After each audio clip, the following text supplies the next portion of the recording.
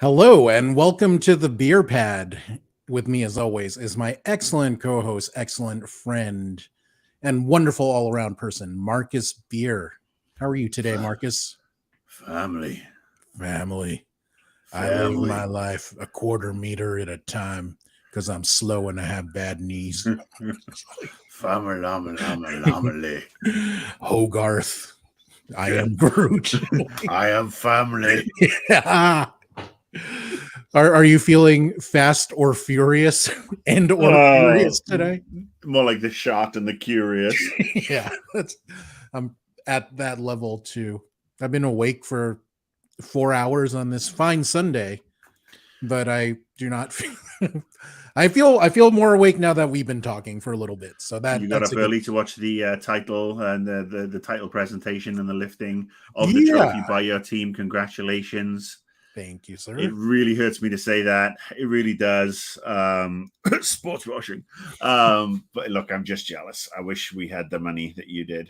But, you have a great team. You have a great manager.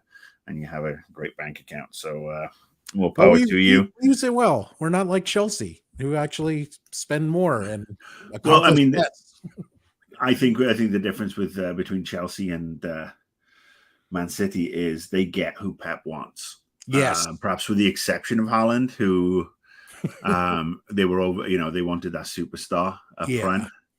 As we discussed, I think Alvarez is probably a better fit for the Man City style, but you can't discount a 50-goal a season striker. I mean, he's a freak of Nordic nature. With his long blonde locks, he's like fucking footballing Thor. He absolutely is real life Thor. One day he's gonna kick a lightning bolt into a goal. Yeah, he is. I half expect him to score a goal, rip off his headband, demand a flagon of mead. Another for and fresh horses for the women. So today, Marcus and I are going to be talking about Fast 10. The latest in the Fast and Furious franchise, which has been with us for, I don't know, is it like almost 20 years now or something? Yeah. Not very fast, is it? They started out stealing DVD players from trucks. They moved on to fighting tanks and submarines and flying into stealing space. Our intelligence. Pretty much. I mean, let's talk about, how do you feel about the franchise? What is your background with these Fast and Furious movies? I've seen them all. I watched the first one belatedly. I actually watched them all out of order. I think actually the first one I saw was Tokyo Drift. Oh, wow. And I watched it. I was like on HBO one night when I had insomnia, and I thought, it's not so bad. It's okay. I can see why people like it.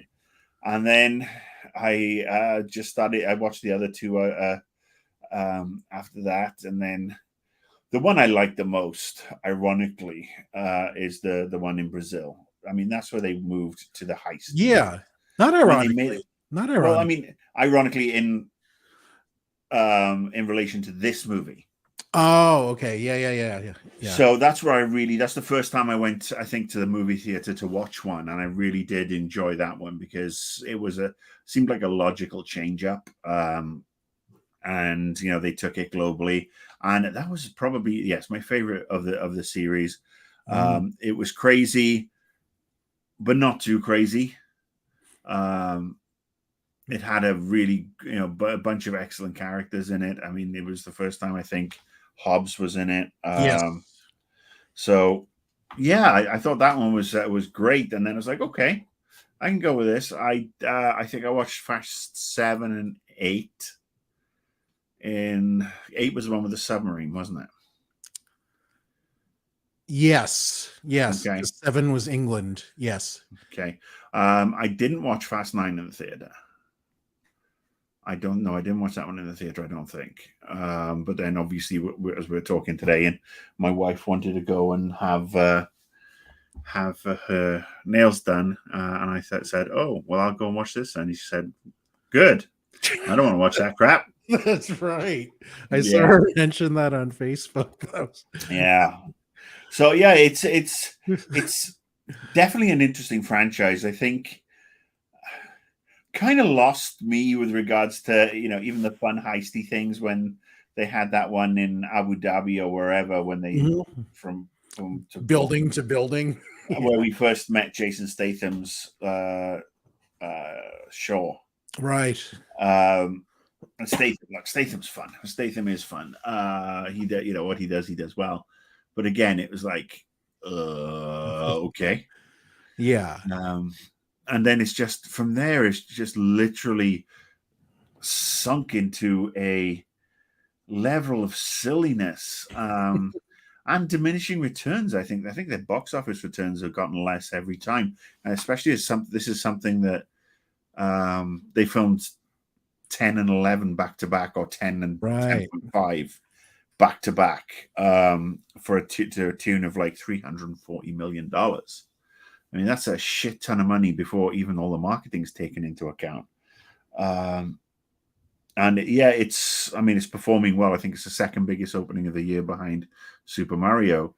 But oh boy, is it skating. I mean, and I remember that, going and every seat being sold out for this movie, like in big theaters.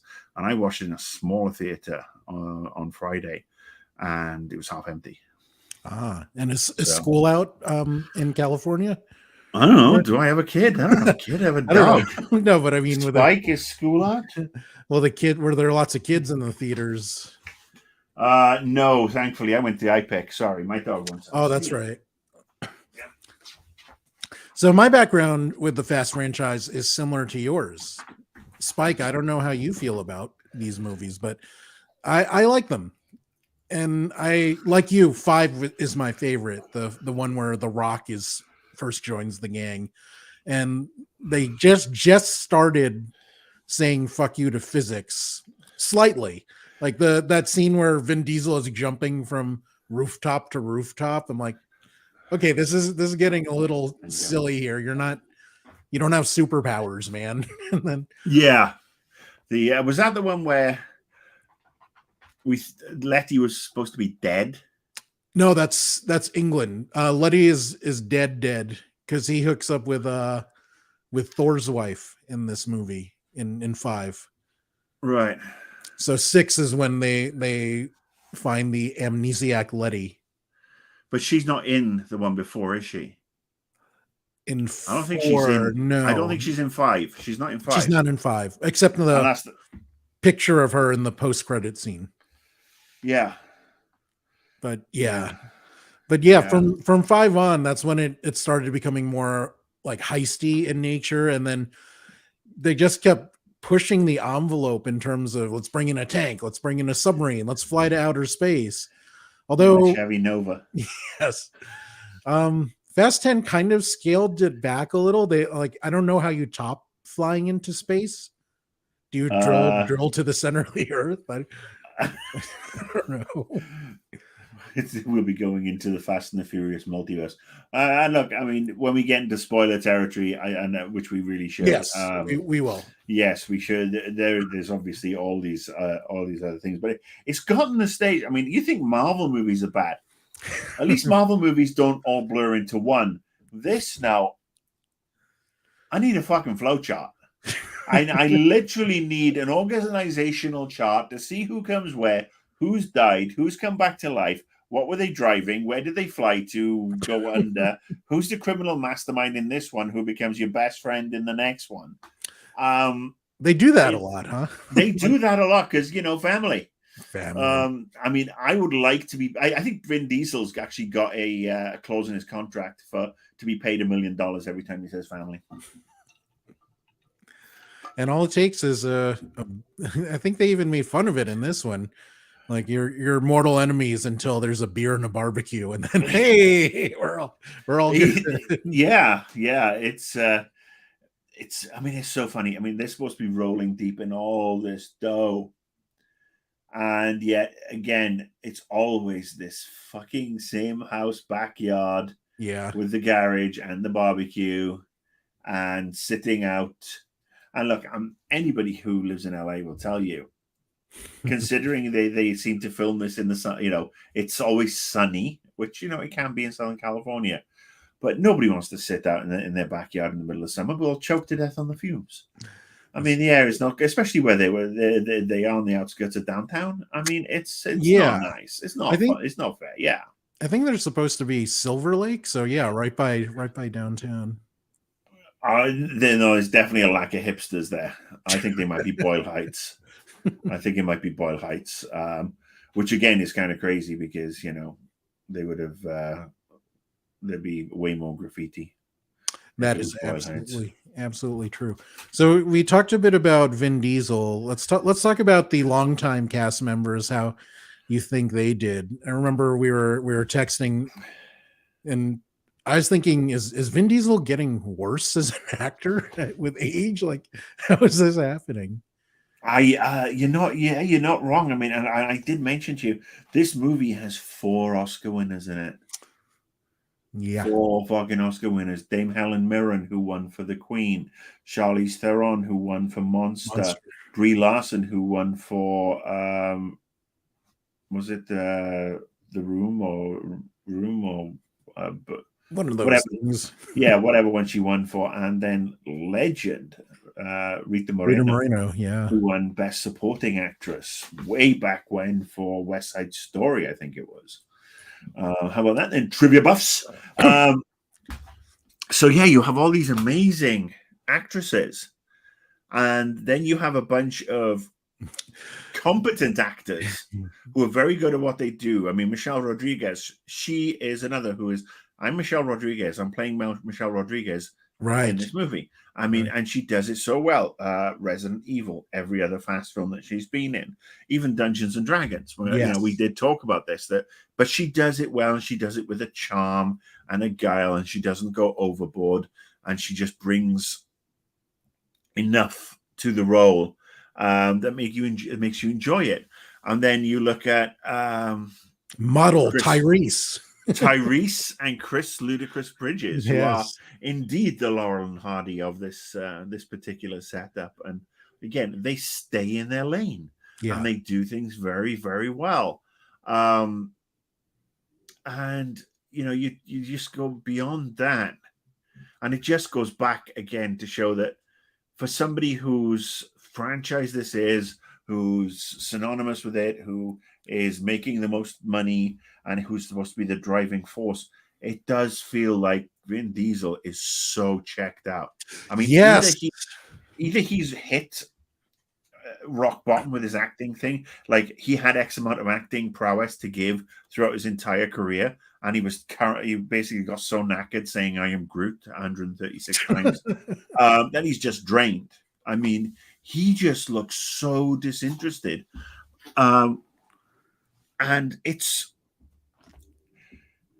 film's fucking preachy. I mean, this whole family bullshit over and over and over. I mean, it really is. Where's my tag? Where's my tag on the? I turn those off. I could turn them on in a second. What do you have? You turn that shit on. Thank you very much. There you go. See, I mean, it is literally something family. Oh, my family, my kid. I would say the kid is actually not annoying, which is fair news. John Cena, I think he was better. Yeah, he was better. I mean, he was Peacemaker John Cena. Yes, he really was, and I think he's somebody who perhaps the last time out was perhaps a little more unsure of himself. But he has developed these comic chops that I didn't know he had. Anybody who watched Cock Blockers will know that Suicide Squad action and comedy again. But even as far back as Trainwreck, I thought his sense of humor was fantastic. Yeah, I mean, he just played it straight. He played it straight, and playing it straight is the best thing you can do in a movie like this, or for somebody like him, while he's developed, like I said, his comic chops. And there is no trace of ego about him in his performances. And I think he was absolutely great as Uncle Fred or whatever his fucking name is. Again, I can't really remember the names of all of them because, again, I just what's going on. Yeah. So I think the supporting cast, and like I said, you've got Charlize Theron, who effortless. I mean, she can, I don't think she's phoning it in, but it's like, I think she's just having fun. She's got a lot of money. She's got her Oscar. She does whatever she wants, and she seems to have fun with these movies. Yeah. Dame Helen Mirren, royalty. Yeah, absolutely. She is the same, a fantastic actress who's like, you know what? There's a paycheck. I get to be a little, go blimey, governor.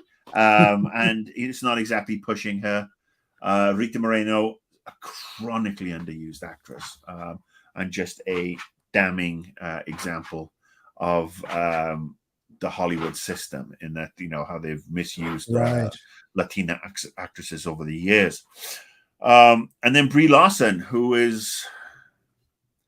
she's another one who, I mean, again, I was kind of stunned when I haven't seen the movie she won the Oscar for, but every time I've seen her, whether it be Scott Pilgrim or any of the Marvel movies or this one or anything else she's been in, it's Brie Larson doing Brie Larson, much like Michelle Rodriguez, only she got an Oscar for it. She doesn't seem to have much by way of range. Okay. I mean, if you looked at Captain Marvel and Carol Danvers as a blank slate, that works. Yeah, it works. Yeah. Unfortunately, that blank slate has continued. I mean, it's literally and that's it. That's lather and repeat. But again, look, she's there having some fun. Sorry, the dog wants to go out. I'm letting him out of the room. But Spike is making a break for it. Spike's had enough. Where are you going? There's nobody there. He thinks his mom is coming, but she's not.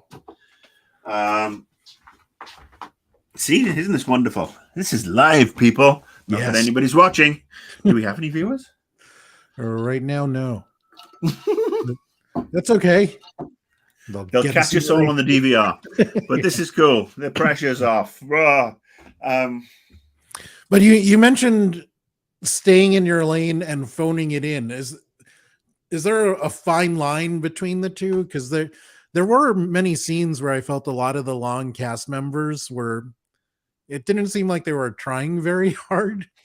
And not just Vin Diesel, and like Ludacris and Tyrese. Ludacris and Tyrese, yeah.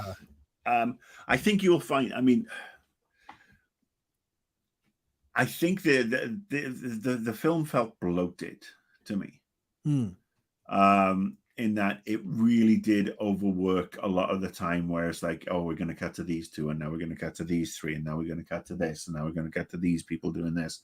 And it had so many threads that, even though it was a part one of a two-part, maybe, I mean, Diesel's threatening that this could be 3 parts, which is terrifying. It's when I think you can, you can get away with phoning it in when you're a lesser character, when you're not a known actor who's expected to do anything. I mean, what does, with all due respect to Tyrese and Ludacris, what do they do outside of these movies? They turn up, they get their paychecks, they fuck off.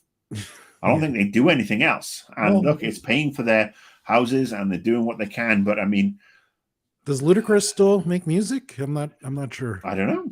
I don't know. I really don't. But they're not expected to carry a franchise.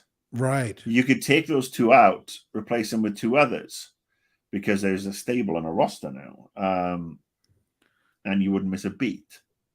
But this, Diesel's supposed to be the tentpole that holds this all up. But he just... Look, I got a lot of respect for what he's done over the years. I mean, I've liked a lot of his movies. I mean, Pitch Black, the first XXX, which is now unfortunately unwatchable. I liked him in Boiler Room. I thought he was great. Boiler Room, yeah. I mean, that was a great turn. That was an underrated movie. But yeah, it just looks like this one. He just doesn't care. I mean, I may be wrong, but anyway, I have a theory about it. Share. Do share, my friend. He was at his best in these movies when The Rock was in almost challenging him for alpha status, so it kind of motivated him to up his game, and it presented a nice contrast. I think they were both pushing each other, and then they got into their little squabble, and The Rock went off to do his own things. I totally agree with you. And I can see that. And I also think the passing of Paul Walker Oh yeah. might have had something to do with it, because I mean, the Paul Walker was sort of like the yin to his yang. Paul Walker, again, not a earth shattering acting talent. No, not but at all. He stayed within his lane and he did what he did well, and it meant that they did sort of like balance things out. Yeah. But now everything's on his shoulders, and yeah, he just looks bored. Well, maybe in a spoiler we'll talk about a bit later, he will find some motivation with a certain returning character. Now, let's talk about the newcomers. We talked about Brie Larson a little bit. She plays Mr. Nobody's daughter.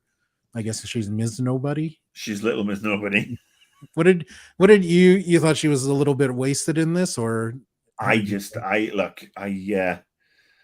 have yet to see Brie Larson do anything than just be her usual self. And it's not, she seems to be the same in every movie. And I may be doing her a disservice because I've only really seen her, like I said, in Scott Pilgrim and the Marvel movies. I can't really think of what else she's done. But I mean, it's a throwaway character. She's a MacGuffin. She's a walking MacGuffin, much like Kurt Russell was a walking MacGuffin as Mr. Nobody. It's like, oh, well, what are we going to do now? We're having a barbecue and some cervezas. We're having a Corona in the backyard. And, oh, look, here comes somebody to freaking give us a secret mission because we're the best drivers in the world who can defy the laws of physics and gravity and temporal fluxing and whatever. See, I think the big difference there is that Kurt Russell, at his age in that role, he looked like he was having a really good time. And he's got charisma by the bucket load. Yeah, absolutely. I hate to criticize an actress for this, but I mean, Brie Larson doesn't seem to have that charisma in this role.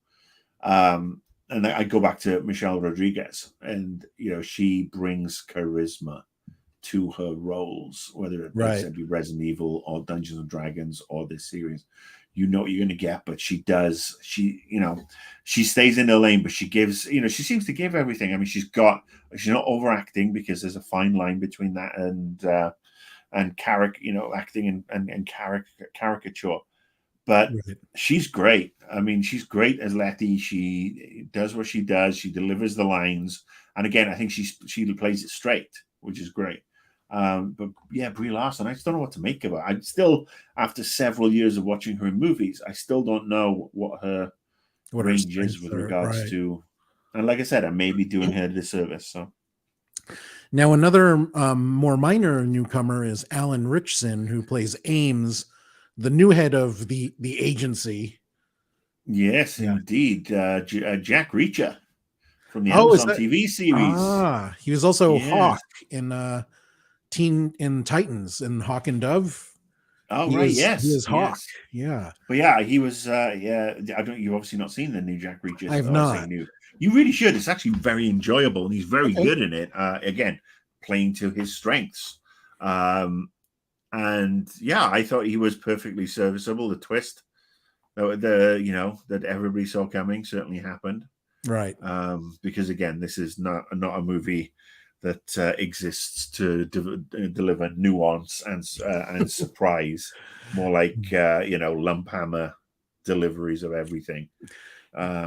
He was basically there to be a large, handsome man, and he succeeded in being a large, handsome man. So yeah. So, I mean, look, of all the new cast members, one stands. Yep. A gloriously maned head and muscular. Tattooed shoulders above the rest, and this person steals the show, and I'm talking about Jason Momoa. Yes. He is again, he's somebody, when you look at what you see his interactions in the world, whether it be social media or interviews, whatever, he seems to just be having fun. I mean, he's come a long way from having no lines as Khal Drogo to being fish dick, and he realizes how ridiculous that is. And he again knows what he does well. But I would say this is probably his finest performance. Not Conan. Not Conan, no. Sorry, no, and thrice no. I would say that this one, I mean, he's got more ham than Miss Piggy in this. But I mean, every time he's on screen, he just brings the movie to life. Yeah. He acts Vin Diesel into a hole in the ground. He is like, all right, there's another bit of scenery I haven't chewed up. And he just is going for it because he knows how ridiculous it is and how bad the script is. Because again, the script is fucking awful. And just how silly these movies are. I mean, silly's not a bad thing. Silly can be a guilty pleasure. Right. But I mean, the scene where he's giving the manicures or the pedicures. Yeah. I mean, it's like, he was, it's like he's set up, and we're heading into spoiler territory now, so we should say spoilers. We should have a graphic that says spoilers. That's a good idea. I shall make one. Yeah, because you're awesome, you're clever, you're talented. So yes, I mean, when it starts off and they have that connection back to who he is, and they insert him into a previous movie, right? And you think, oh, he's going to be like, he's going to be a big lumphead of a criminal, and then he just goes, whether it's the bang on the head, because you see him bleeding from the head when he gets blown off the bridge in that opening setup. And I don't know if it rewired something. Apparently, he was always a psychopath, but he is just so fun. He is, he's far and away the best villain that the series has had. He certainly delivers on the charisma. Honestly, I'm kind of rooting for him. Yeah, no, that's exactly the thing. He is so charming and so cool that you almost want to be the bad guy because he's much cooler than the good guys. He is so much better than his part, and what he does with it is so much more, because I can understand, or I could probably imagine that anybody else on the cast has to, they have to let Vin Diesel be the standout good guy. Right. He has no such constraints. I mean, he is. I mean, you saw this with Charlize Theron. She was, she was great as the bad guy on her turn. Jason Statham was great as Shaw. His brother, Luke. Then there was the other Shaw brother, right? The first one, who also, great, a great actor. I can't remember his fucking name. Wasn't he like King Arthur or something? He's a Welsh actor. Ah. Jeez, Luke Evans. Oh, thank God for that. I don't have to give my passport back. Luke, I was going to call him. I was about to be kicked out of the union there. I was going to call him Luke Shaw. I'm like, is he a crappy left back? No, Luke Shaw, doesn't he play plays for a man? Plays for a crappy United. Team, yes. Luke Evans, thank God, who was also in Game of Thrones and was Dracula and a bunch of stuff. And he's done a lot of stuff in Britain, and TV wise and movies. But he was great as the Shaw brother. Yes. And for the people that have just tuned in, we are talking about how awesome and charming Jason Momoa is as this villain's bad guy. We have a viewer. We have multiple viewers now, Marcus. How many up? 2? We have 3. Well, I'm watching and you're watching as well, so that's 5 viewers. Hey. Woo-hoo! Yeah. Come on, I want to get to at least 10 viewers because we're talking about Fast X. 10. Yeah. So yeah, the bad guys have always perhaps been the more fun, especially in the recent years. Ironically, the bad guy in the first Brazil movie had, he wasn't exactly super charismatic, but they've gone down that sort of like Sean Connery, Roger Moore era Bond villain. Yeah.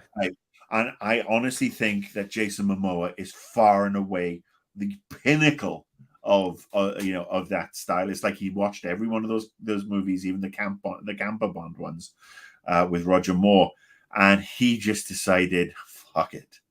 I mean, he's so comfortable in himself, in his own skin. He's so unafraid to poke fun at himself.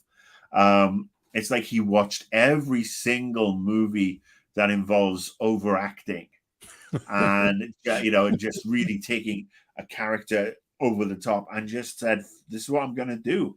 And I love him for it. I love him for it. He is, he's the standout by a country mile. Would you say, is he the standout for the new elements or just overall for this movie? Overall. Okay. Overall. I mean, That's he fair. is the best thing in this movie by a mile. I mean, John Cena and his Marky Mark and the Funky Bunch soundtrack. He deserves an honorable mention. Feel the vibrations. Yeah, exactly. But Jason Momoa absolutely rules this. Yes, I mean, he's the guy has got the charisma that Vin Diesel used to have. Vin Diesel had in Triple X and perhaps in Riddick and so on. But this Momoa is just so far ahead of the curve on this. So it's Momoa's movie. Now, I know you're not a wrestling guy, but I couldn't help but think of Stone Cold Steve Austin as I was watching Jason Momoa, because Austin was originally supposed to be this bad guy, but he was so charming and cool that the audience just fell in love with him that they had to make him a good guy. And I wonder, like, Jason Momoa is so good in this role that are they going to get to the point where he has a beer and a barbecue with Vin Diesel, it becomes a good guy, and he does his own franchise? Because I think he is that good that if they wanted to spin this off, he's the guy to do it with. I don't know. I don't think so. I think, I mean, that's obviously in the, in the realm of the studio who owns the rights. Yeah. It's Universal. I mean, they've obviously spun off with Hobbs and Shaw, which I thought was excellent. And Dwayne Johnson and Jason Statham actually make for a much better team than Tyrese and Diesel. Ludacris. Or Diesel and Dwayne Johnson. And let's face it, Johnson needs a hit after Beige Adam. So yeah, I mean, I'd absolutely love to see a Hobbs and Shaw 2. I would like just to see, because he's going to be in 2 movies, this one and the second half. I'd like to see him killed off. I would like to see him done, have his 2 movies where he absolutely owns, go out in a blaze of freaking glory. Hopefully takes 2/3 of the fucking family with him. I mean, because that when you got to that ending of this movie and the various things that happened, and we are in Spoilerville territory now. I don't want to lose our 3 viewers, but we are in spoiler territory. So if you haven't seen it, you should probably watch this a little bit later. But yeah, we need some deaths. Right. We need some stay dead Let's explain it. At the end of the movie, apparently everyone dies. And there's going to be an 11th one, so none of them die. Well, there is, and again, this is spoiler territory. So if you don't like it, bugger off. And we love you and respect you. Just, we don't want to spoil it for you. Go see the damn movie and we'll talk about it. Unless you have no interest in seeing the damn movie, and then you will know. Spoiler alert. That is more likely that they will not see the movie. Exactly. There is there's a plane crash. And the plane crash has Tyrese and Ludacris and Ramsey. She's in Ramsey there too. And who else? Han is in there too. Yes, kill him again. And they're gone apparently because the plane flies off into the side, around the side of a mountain, so you don't see the plane because it's somebody shot at the engine, and there's off screen there's an explosion. Yes, which is as old a trope as a plane going down out of our eye line only to come back up again. Right. I mean, it's that. And Louis Leterrier, who is the director, he directed Transporter 1 and 2, I believe. I mean, he was some hot stuff in the early 2000s, late 90s. Great action director. I haven't really heard much from him recently. I don't know what he's been doing. He also directed the Ed Norton Hulk. Oh, Oh, I did not realize that. I thought Yeah. that was Ang Lee for some Ang reason. Lee was Did he write it? the first Hulk with Oh, with Banner, with Eric Banner. yeah, with The Hector. Ed Norton one was Louis Leterrier. Gotcha. I believe. I mean, the other one typing away now, but I think, Yes, you're correct. yeah. And look, I mean, that movie is maligned, but I actually really enjoyed it. I enjoyed the Abomination scenes in particular. He did Now You See Me, which is one of my closet I like movies. I really like that movie. I like both of them a lot. The second one, it's not as good, but I enjoy not as good. them. But I mean, you can't have Harry Potter as a bad guy. Yes, but again, yeah, I mean, he's a great director of what, again, staying in his lane. But yeah, you know that trope. All right, he's gone. They're not gone. But they jumped out. They did an Indiana Jones where they jumped into an inflatable raft and, went down. Look, even the Enterprise is crashing now. Oh no, the Enterprise is over. See, meanwhile, the Enterprise is going like this. While their airplane up again like this. While their airplane is blowing up, Vin Diesel and his son are in the middle of a dam that is rigged with explosives. And then those go off. Yeah. So he's obviously dead. But if it had been Jason Momoa down there, he would have done Aquaman. And he'd be fine. He would have talked to a whale and be, hey, come pick me up. Or exactly. So yes, it's everybody who's dead isn't dead. Yes. And then we obviously have a scene at the end, and now we're into deep spoiler territory. Yes. Where Letty and Charlize Theron's character, can't even remember. Cypher, okay. They're walking in Antarctica. like you do in a black site jail, having escaped. And apparently, she pinged an Uber.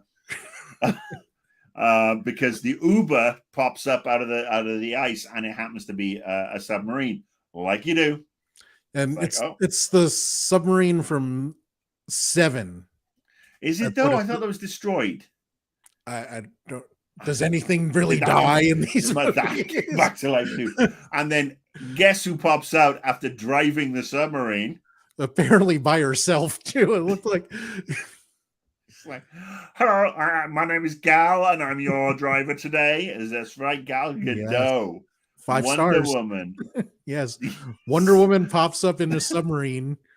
Apparently, and Wonder Woman is supposed to be dead after falling off an airplane. Yes, and being like turned to jelly because it was like runway, plane, fall off, smush. Mm-hmm. So where's she been for the last fucking decade? So poor Han, who also, I got a funny feeling Han and her are actually still dead in the ghosts, and this is their purgatory. Well, so the theory is that they were working for the nobodies this whole time. I don't know. I get that can be your magic eraser for everything. Like I wasn't dead. She died. Yeah, well, Han died too, and they brought him back. I know, but it's just I mean, I'm waiting for a Paul Walker CGI version, a hologram to turn up, a la Tupac. Yeah. So she pops up, and now everybody's gonna be going, what? And then, of course, we get to the post-credit scene. Or mid-credit scene. There is no post-credit scene. As far as I know, my bladder couldn't take it, neither could my brain. I left. Do you want to share that? You should share the mid-credit scene. Yeah, so the mid-credit scene has Jason Momoa calling an unknown agent who is very large. Like he did with Vin Diesel. Yes. When he talked to, when were in this room with like all these pictures on the wall. And yes. And he basically says, yeah, you might not have crashed the car into my dad, but you're the one who pulled the trigger. I wonder who it could be. Who could it be? And then, in case you didn't know, they show you literally, just in case you haven't seen Fast 5, they show it to you. Then the agent takes off his mask, and it is The Rock. coming back as Hobbs, which is interesting on a few levels because he had vowed never to come back to these movies because of his fight with Vin Diesel, allegedly in real life. And as Marcus mentioned earlier, he needs a hit after Black Adam. So is that why he's coming back? Did he really patch things up with Vin Diesel? Or was the whole thing a swerve and was their fight made up to begin with and he just needed to do his own thing? Or is it a case of the studio offering him a shit ton of money and saying, look, honestly, without you, this movie's going to be a pile of stank. Yeah. And that, you know, I mean, at the end of the day, that mid-credit scene felt tacked on. It felt like it had been filmed. Yeah. Yeah. So I wonder if that's the case where was the desperation on both sides? Did Universal really want The Rock back? Did The Rock really need to change things up after Black Adam? Probably all of the above. Could be. Yeah. Yeah. Now, we talked about this a few times, but I think it is worth mentioning, giving him his own space. I thought John Cena was terrible in 9, but very charming in 10. Yeah. In 9, he was just like a straight up villain. He's scowling, trying to look all menacing. But his face, he still reminds me of Droopy Dog from whatever cartoon that was. Deputy Dog. Yeah. Yeah. Dog? He's starting to look all as he's getting older. What kind of dog is that anyway? I don't know. I don't know. Is he supposed to be like a basset hound or something? Yes, basset hound. That's what I'm thinking of. But this, he totally throws that whole badass character away, and he's the goofy uncle making all these because of family. He's been connected to his family by way of beer and barbecue. Indeed. Corona and carnitas. Yeah. That's all you need if you're out on the outs with your family. Huh? I think Cena does well when he's playing into humor, not taking himself seriously. Absolutely. Makes jokes at his own expense. I think him working with James Gunn on Suicide Squad and Peacemaker was absolutely the best thing for him. Yeah. And he's really just taking it to the next level. He does very, very well. I mean, there's a time when that shtick will get old. But for now, he is, he's doing the best he can and it's working. Right. Because initially when he first made his foray into movies, he was almost trying to follow The Rock's footsteps and be that action star. But I don't think that's his lane. I think he can do action. He's trained physically to do those kind of things. But his humor in Peacemaker, he's just so good at being a goofy ass. Well, he's got this skill of timing. Yeah. But he also knows, again, it's played without ego. He's not trying to make anybody laugh. He's playing this straight man who is goofy. And when you try to play the straight man, it doesn't really, perhaps it's not, it's not as memorable. But when, he just, I mean, one of the first scenes in when they've landed on the beach in Suicide Squad, where he's like, I would happily eat a bag of dicks, a whole beach full of dicks for freedom. And he's so earnest and so straight about this. And it's just perfectly delivered because you're laughing your ass off because he believes it. Yes. He does it. He's kind of like, there's no pretense in the character. Very much like, he's almost like Drax in a lot of ways. I think there's just this level of honesty that just comes through. I think he's great for it. So yeah, I mean, like I said, I think Momoa steals the show. Cena is great in what he does. Yeah, and then you look at the rest of the cast. I mean, you mentioned Suicide Squad. Daniela Melchior is in this, who plays Elena's sister, and she's just gorgeous and charming. Also, I mean, like that's what these. I think you have a crush there. She's beautiful, and I love her accent.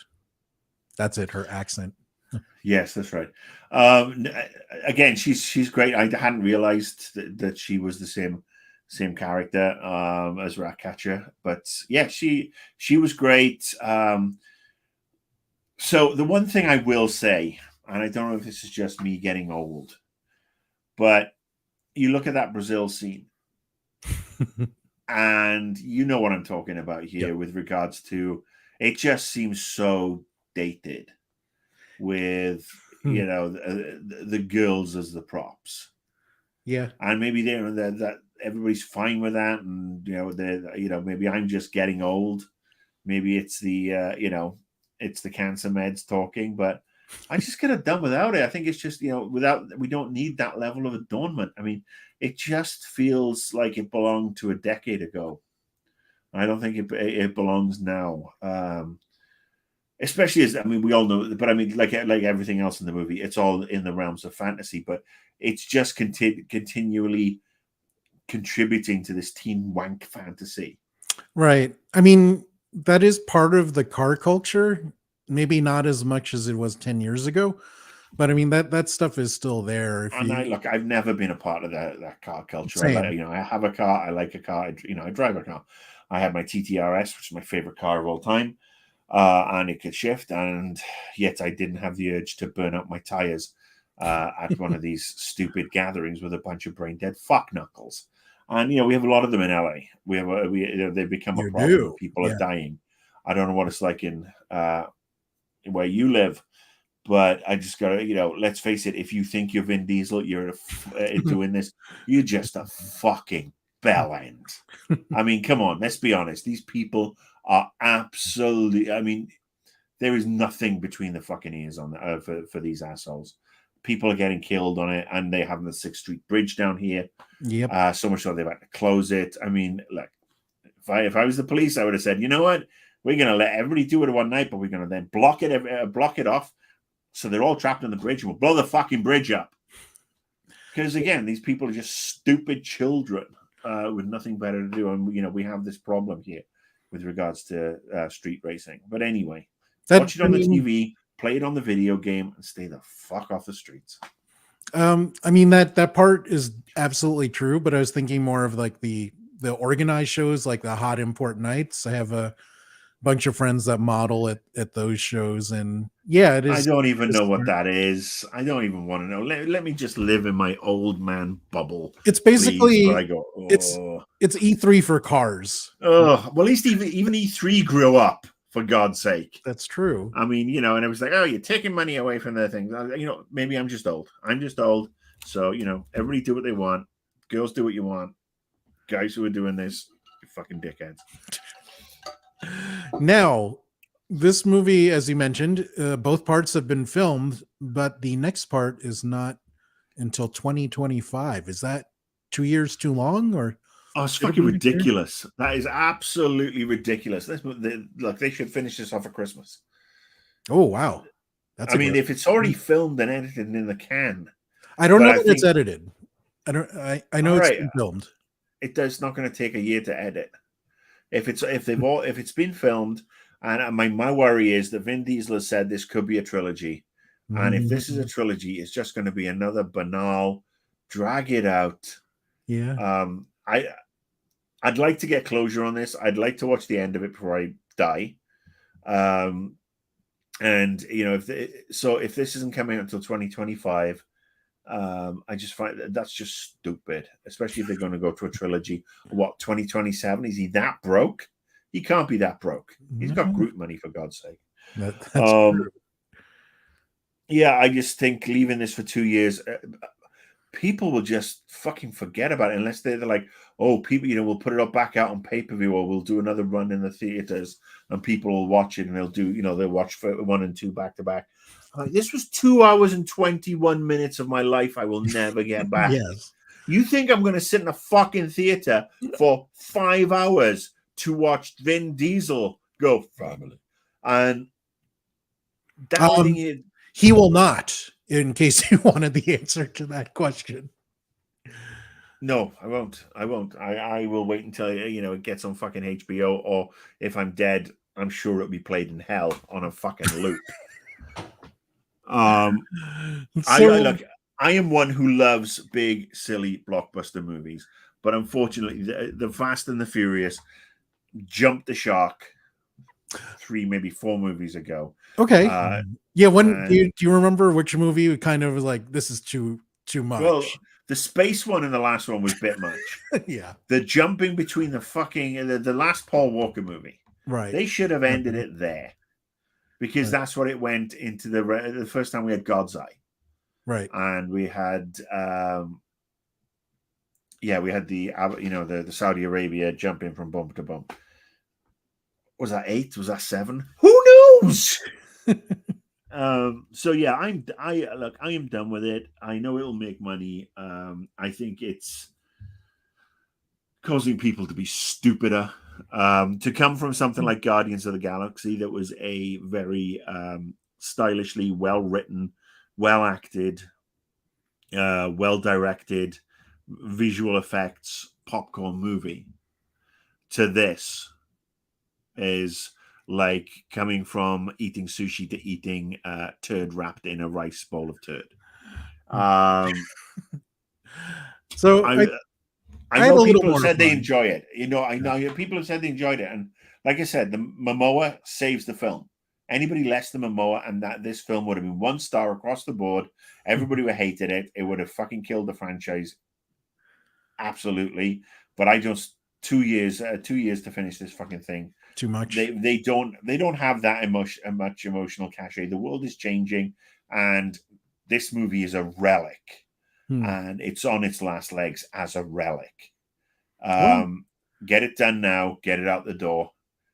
And we'll say, oh, do you remember those Fast and Furious? Oh, they were fun. Oh, look, there's one on HBO. Let's watch it. Always in this silly blah blah blah. But I mean, it's literally on its last fucking leg. I agree, but I think I enjoyed this more than you did. It's definitely not good, but I left the theater with this goofy grin on my face because I enjoyed it, but also knowing full well that I was dumber than before the movie started. Definitely killed some brain cells there. Yeah, dude, I'm 52. I mean, I can't afford to lose any more brain cells. I mean, Jesus, I can barely fucking tie my own laces anymore. And look, I know I'm not the target audience. I came late to the franchise. I enjoyed them, but I mean, the kindest thing I've ever done for my wife is not force her to watch this movie. Yes. I think your wife's exact words are like, I'll watch anything, but these are stupid. I mean, this is the woman who watches every Marvel movie with me. She's getting tickets on Monday for us to watch Indiana Jones and the Dial of Dentistry, or whatever it's called. She'll come with me to watch Into the Spider-Verse. Oh, so excited for that. Yeah, and she will watch whatever. She'll come and watch Flash. She'll probably watch a bunch of other stuff. We'll go see Oppenheimer and everything, because I mean, it's the summer, it's movies, that's what we do. And I can't wait until my backyard is done, because I've got my screen and I got my projector and I got my Wi-Fi set up ready to do home theater on a Saturday night for when I don't go to the movies, and that's going to be fun. Yeah, we love going to movies, and she will come with me to see almost anything, and I will go with her to see almost anything. But yeah, I'm so glad I've not forced her to watch this. I love her too much. I love her too much. That is being a good husband. And it's been a fucking wonderful husband. I mean, this could be grounds for divorce in many cultures. That is true. And look, yeah, if I was giving this out of 5, I'd say it's probably it was probably a 1 star.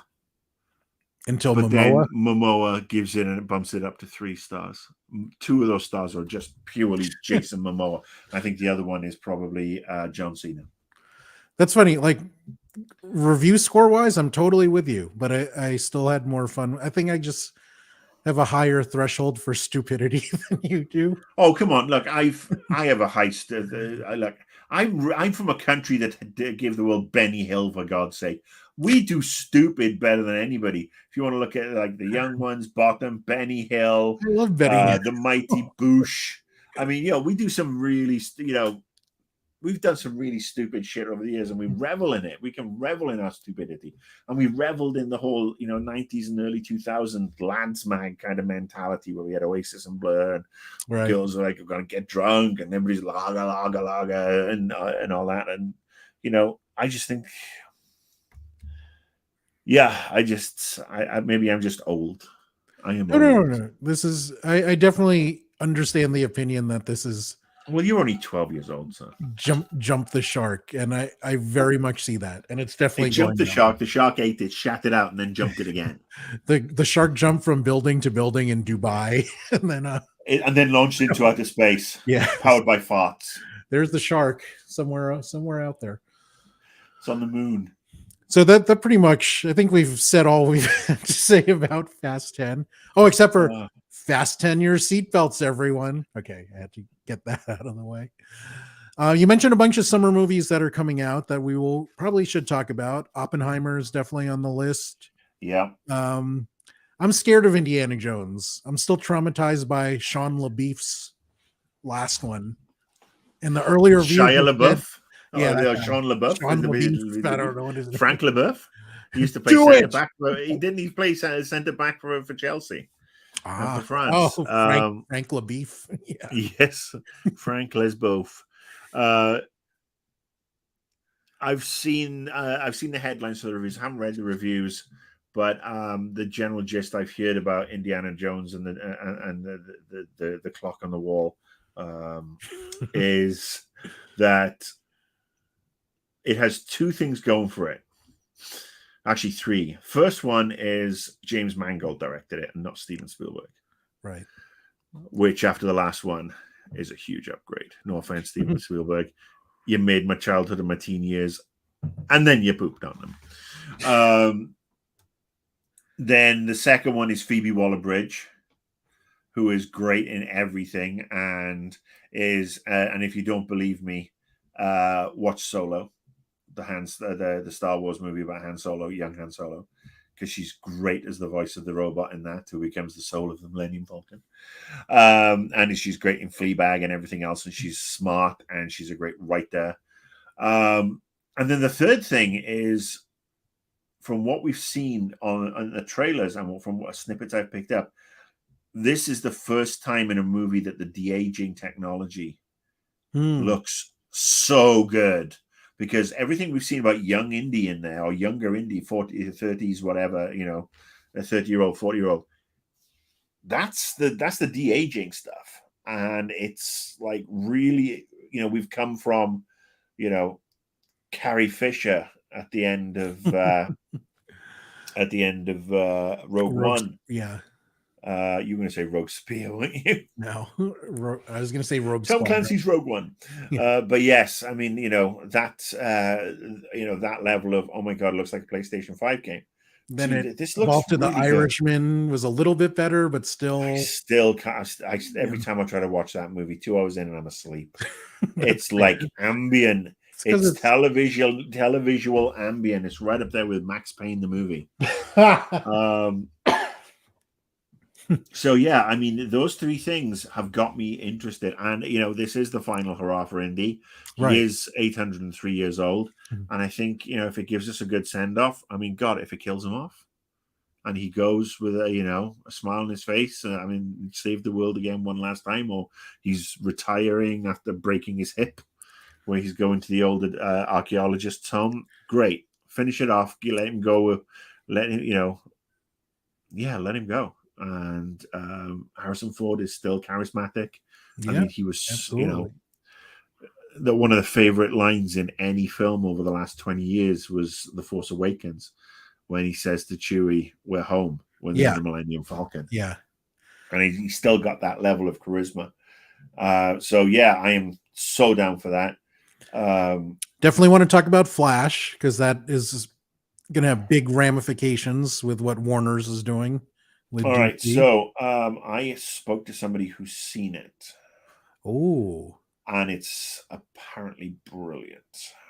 Oh, I'm happy. So without bringing into the problems brought by Ezra Miller, and again, we wish him all the best, but you cannot treat Ezra Miller different to Jonathan Majors. Right. If Jonathan Majors is being bounced as Kang, Ezra Miller, it has to be bounced as the Flash. But apparently Keaton owns the movie. Uh-huh. This is the this is the point. It's not like the end of his Batman trilogy that we never got because the studios back in the day got really, really nervous. Right. They perceived that Batman Returns was a flop and not good enough, even though it's far and away my favorite Batman movie. And there's a bunch of really good Batman movies out there, but the Cat and the Penguin is just a great movie. Yeah, it's darker, and because it didn't sell enough fucking McDonald's Happy Meals, they bounced Tim Burton. So we get to say goodbye to his character in a nice way, or he gets his sign off, or however you want to do it. Supergirl's supposed to be fantastic in it, and Miller does bring an excellent performance. But this is, the way to go in and look at this is apparently, and this is the advice I've been given: go in to enjoy it for what it is, because it's the end of the Snyderverse. And that should be celebrated because that should be Snydervated. We may see Momoa come back for something, but I don't think we'll see Ezra Miller again. Also on the list, I mentioned in the movies we were looking forward to most this year is Pixar's Elemental. Very high on that. I saw a trailer for it prior to Fast 10, and that just cements it. I want to see it even more now. I hope you want to see it. I think it'll be great. Not feeling it. I haven't been to see a Pixar movie in the theaters since Incredibles 2. And I felt so let down by that movie because Incredibles 1 is probably my favorite Pixar movie. Yeah, I would. Right up there, perhaps with Monsters Inc. But the sequels, Monsters University and Incredibles 2, just really let the side down as far as I'm concerned. And so that's a Disney Plus for me. Okay, fair enough. We also have the end of the football season coming next week. Well, let's go back to just one more movie. Yeah. Yes. Oppenheimer is a non-superhero, non-franchise. There's big explosions, but it's Chris Nolan doing Chris Nolan-y stuff on IMAX, and I'm there day one. Yeah, I'm very high on that too. We should do more non-big stupid movies. We should. I mean, we should try and develop some sort of credibility, shouldn't we? Yeah. We should also talk about video games at some point. Yes. And I do want to do a football wrap-up since the season is ending. And we can check out. You just want to fucking rub it in, don't you, you bastard? No. I want to review. No. I just, my team's on the verge of a historical impressive treble, not seen since the other Manchester team in 1999. And what happened with your team, Marcus? Well, we squeaked into Europa League. But I also want to talk about some of our top 4 picks were drastically wrong. As were some of our relegation picks. I think this is only the 4th time in Premier League history where all 3 teams that were promoted are staying up. I think that's only the 4th time since Premier League started. Yeah, I'm disappointed with Leeds' capitulation this morning. They took the lead, and I wanted them to win so badly, only because the only thing that can save my season now is Everton being relegated. Because they are a team of cloggers, and I still haven't forgiven them for rupturing Virgil van Dijk's knee. Oh, yeah. That's why Jordan Pickford will always be a fucking twat. And Richarlison will always be hated by me. And I love the Brazilian people, but he's a fucking arsehole. I prefer Fernandinho over Richarlison. That's how much I hate that player. I miss Dino. I'm so glad he's having a sucky season at Spurs. I mean, at least I'm not a Spurs fan. I don't think any of us saw Leicester coming. What happened there? Yeah, or going. Yeah, Leicester and Southampton. I mean, Southampton have been dabbling for a while, but yes, we should do a next Sunday, Super Sunday. Super Sunday, yes. Yeah, we'll watch all those. Everything's on the top half has pretty much been decided. I don't expect my team to get in the Champions League, and I'm okay. I thought I just got a red light on my Eero Wi-Fi, and I'm like, oh shit, am I talking to myself? And then I remembered my PC's hardwired. Haha. Yeah, take that, Eero, you shitty fucking network. I'm so done with this network and this mesh system. I'm just gonna have to reboot it. Which one do you have? I actually have an Eero 6 Plus or something, and The Pro. Yeah, I Pro, think I'm on an Eero 3, but it's always been an issue. So I'm just about to get rid of that. Anyway, but thankfully, yeah, we're still here because I've got a hardwire.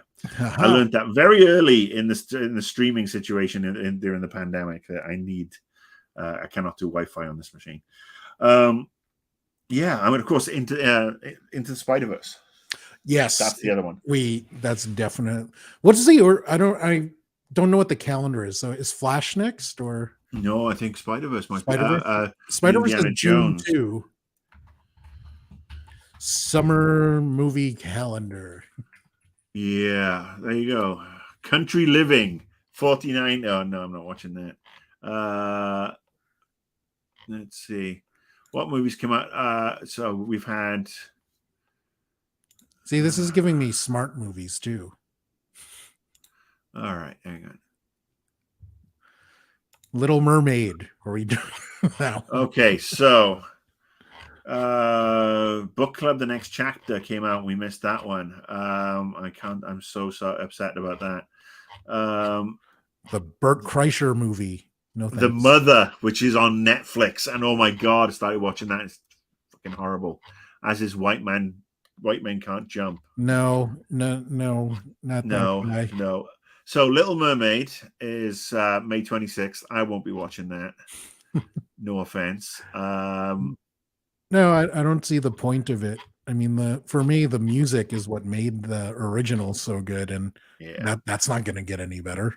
Plus, there's only one Ursula for me, and that's Pat Carroll, who, rest in peace, is the mother of two of my closest friends, and I spent many a holiday season sitting and drinking with Pat as she regaled me and all of us with tales of her time in Hollywood. Spider-Verse is June 2nd. Yes. And then we have Transformers: Rise of the Beasts, no. June 9th. No, yeah, exactly. Elemental for you is June 16th. Same day as Flash. Oh my god, no, that's some counter programming. Yeah, that's just mean. Ooh, you're gonna have to go back to back. Extraction 2 is coming out on June 16th, which is going to be on Netflix. Never saw the first one. First one was actually really quite amusing. There's a Wes Anderson movie for you. Yeah, I'm looking at it too. Your favorite. Asteroid City. Yeah, no, I'm good. I will watch that for sure. The comedy No Hard Feelings sounds really, really funny. Jennifer Lawrence's comeback. Yes. I don't know. June 30th for Indy. Oh, it's that far. Wow. Yeah. I thought it was for some reason I thought it was like soon. Huh. July 7th for Insidious. I kind of like those movies. I've seen the trailer for that and I think it looks pretty good. I don't know them. Yeah. But I'm not a horror guy, so Joyride looks funny as hell. It looks like Cock Blockers Part 2. I have to see that. I'm obligated. Mission Impossible: Dead Reckoning Part 1. That's July 12th. I'm down with that because it's funny. You compare the Fast franchise to the Mission Impossible franchise, and I think those movies have gotten better as they progressed. And these are the last two. They've said the plan. Second half comes out next year. I'm down. I'm down to watch Barbie. Yeah, same. Isai Morales is in the new Mission Impossible. Is that a new edition? Or I have not seen him in it before. And he's like kind of supposed to be the bad one, the bad guy. But yeah, Barbie is on July 21st, and that's fascinating to me. I mean, first of all, the cast. Yeah. Margot Robbie, Ryan Gosling, Kate McKinnon, Issa Rae, Will Ferrell, Simu Liu, America Ferrera, Michael Cera, and Ncuti Gatwa, who is Ncuti Gatwa. Sorry, Ncuti. I can never pronounce his name, and I apologize, but he's the new Doctor Who. Yeah. So yeah, that's coming out, and it's Greta Gerwig. Yeah, and she's wonderfully talented. but it's just so out of her, from Little Women to really Little Women who are plastic and smooth. But I think she's doing something heady and clever beneath all the I- plastic and bright colors, and that's what I'm expecting. Yeah, I hope so. And then we've got Oppenheimer on the 21st. Oh, same counter programming. Yeah. Haunted Mansion. Now, here's the one that's interesting to me because, again, this amazing cast of Rosario Dawson, Lakeith Stanfield, Tiffany Haddish, Owen Wilson, Danny DeVito, Jamie Lee Curtis, and Jared Leto. I mean, that looks really, really good. Is that the Disney ride? Yeah, it's because they obviously did one with Eddie Murphy about 15 years ago after Pirates, and it just interesting. And then August 4th, The Meg 2. Jason Statham versus bigger fucking fish. I mean, my only issue with that is I wish it was an R-rated because the first Meg should have been R-rated. And that was such a great movie, a great monster movie. I wanted more blood in it, though. See, I don't know if you can do Smart Sharks better than the one with Thomas Jane and was Sam Jackson in that one? Like Deep Blue, whatever. Deep Blue Sea. Deep Blue Sea. Yeah. There is of course, we're getting a new Teenage Mutant Ninja Turtles movie. Yes, I'm actually excited for that. August 4th, because that is a comic book adaptation. So. Yeah. Gran Turismo on August the 11th. I did not know that was a movie. Yes. Neil Blomkamp. So yeah, you should actually check the trailer out for that. And then let's see, what's the other one? Last Voyage of the Demeter, which is the story of it's a Dracula story, but it's about the ship that brings Dracula from Transylvania to the UK, to England. And an old friend of mine, Edward Thomas, was the director. The production designer on it. So it'll be absolutely gorgeous to look at. And then there's two more that jump to mind that I'm kind of curious for. August 18th, Blue Beetle. I don't know what to expect. Yeah. It's a superhero movie with an amazing cast. And then there's another one called Strays. No, I'm skipping Strays. Hang on. It's Will Ferrell. It's Jamie Foxx. It's Josh Gad, Will Forte, Sofia Vergara, Randall Park, Ilsa Fisher. I mean, that voice cast alone. And look, Randall Park, Josh Gad, Will Forte, those three just there as voiceover artists, I am so in. But it just looks funny and stupid and so rude. But then, I saw the trailer and then not for me. But you are also more of a dog person than I am. So I am a dog person now, yes. But I mean, that just looks really stupid, and I'm down with it. But yeah, there's a slew of films that we have this year, and we will enjoy them. And of course, games-wise, we've got Diablo 4. Yes, that's going to be fantastic. And we should definitely talk about Diablo 4. Maybe live stream it. We should live stream our first play. Are you going to play it on PC or console? I was going to play it on console, but live streaming. Philistine. Yeah. Are using it the way Jamie Tart uses it. Philistines. Oh, we got to do our Ted Lasso wrap up as well. Yeah, because I'm sorry, but playing Diablo on the console is poop. Yeah, it's poop. Yeah. Poop. And look, I got to tell you this right now that I am officially praying for Manchester City not to win the European Cup. And for one reason only. Liam Gallagher said he was going to reform Oasis if they did. He actually tweeted that out. I don't think his brother's not going to be is that interested, but yeah. I just on principle alone, no, I just can't do it. I'm sorry. It's come on whatever Italian team there is, something Milan, AC Inter. Let's be honest, you're going to win it, but I actually think the FA Cup will be more challenging just because of the pride. Like Man U does not want to lose that match. I mean, nobody wants to lose a match, but they don't want City to get the treble. And be I a don't part of want it. either team to win, so I am totally checked out. I don't want either team to win. I actually think they should find a way to kick Man United out because they probably cheated against Brighton and put Brighton in there, and then kick Man City out because of sports washing, and just give the cup to Brighton. I That, really wanted Brighton to win that trophy this year. I that would have really been did. cool. That would have been cool. Yeah. I still hold out hope that at some point the pigeons will come home to roost, or the chickens or whatever, penguins. They'll be roosting, I tell you, roosting before the day is over. But yeah, it's tough because it's your team. You got to follow another team, dude. It just hurts that I have to have this pathological hatred of a team that you love, and there's only like 3 teams that I just can't really talk to supporters of. And that's Everton and both Manchester teams. So if you want to switch allegiance to, say, Fulham, I am totally behind you.